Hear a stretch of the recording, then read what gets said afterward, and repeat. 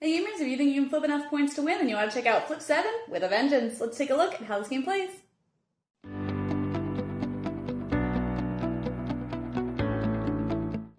In this game, players are trying to be the first player to reach 200 points over the course of multiple rounds, depending on how long it takes.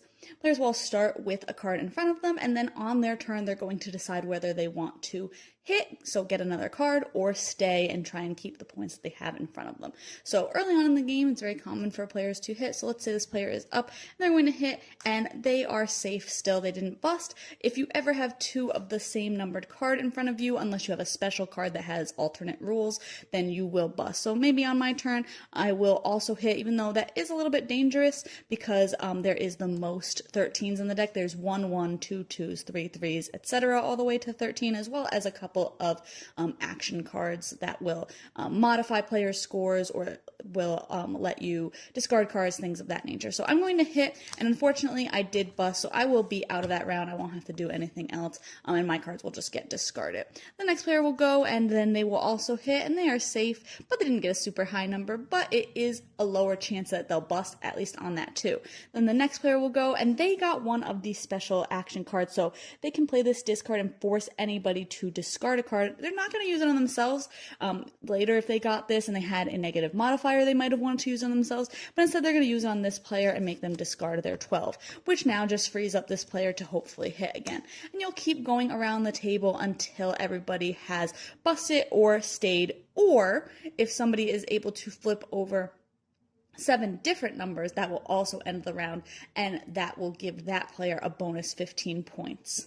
So let's say a round ended with this, so I was able to get 7 different number cards in front of me, as well as some players played some negative score modifiers on me. So I would add up all of the cards in front of me at their face value, subtract my modifiers, and then because I did get 7 different number cards, I'd also get a bonus 15 points, and that would be my score for the round. Then we discard everything, and we will not shuffle the deck until it completely runs out. So if the deck still had this many cards in it after this round, we discard everything and then just start from the top of the deck, dealing out new cards to start the round, and then continuing on that pattern of everybody deciding if they want another card or if they want to stay.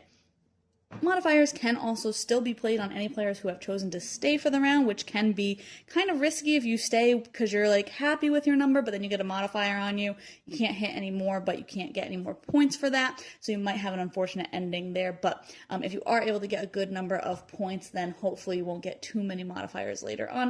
And again, the game will just go until somebody hits 200 points. At the end of a round where somebody hits 200 points, whoever has the most points will win the game. So I have played and reviewed and liked the original Flip 7, and I thought that this one, I was a little scared of this one actually. I thought that this one was going to be a lot worse because it is a little bit more take-thatty. The modifiers in the original, I don't know them all off the top of my head, but I know that they were more positive, like you could gain points and things like that, whereas these are all negative points or dividing by 2.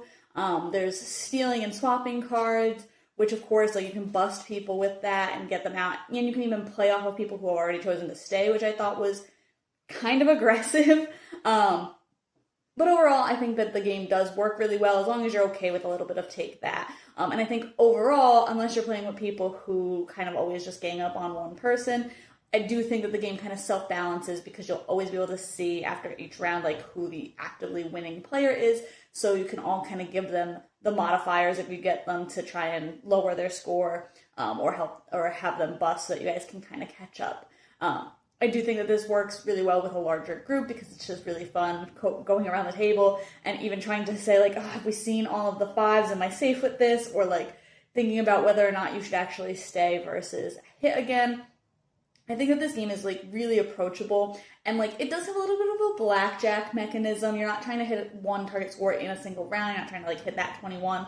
But it is just that kind of hit and stay that is very familiar. So I do think that that leads to a lower barrier of entry for a lot of players who maybe aren't necessarily gamers or wouldn't describe themselves as that. So I do really like that as well. But overall, if you like Flip 7 and you just want kind of a different take on that, a little bit of different cards, then definitely check this one out. If you weren't a fan but you do like Take That, it might be worth checking out for that as well. But overall, the game's not too different other than those different modifiers and action cards. But if you like this style of game, definitely a cool one. But you can check my full thoughts on the blog today. I just decided this one's for you.